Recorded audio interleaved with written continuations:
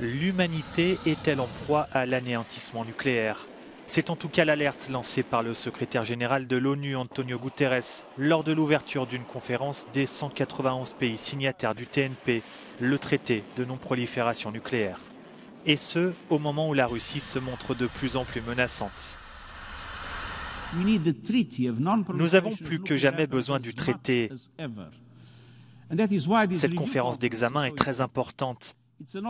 C'est l'occasion d'élaborer les mesures qui permettront d'éviter un désastre certain et de mettre l'humanité sur une nouvelle voie vers un monde exempt d'armes nucléaires.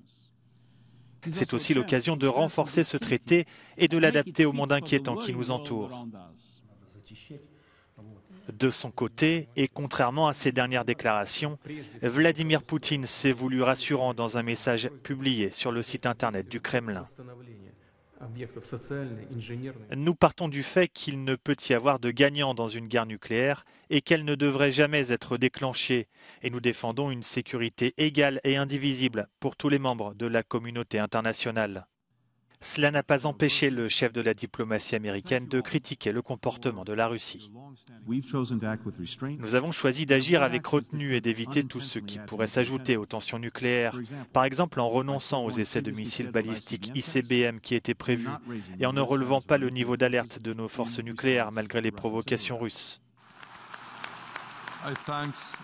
Reportée plusieurs fois depuis 2020 en raison du Covid, cette réunion qui se tient au siège de l'ONU à New York doit durer un mois.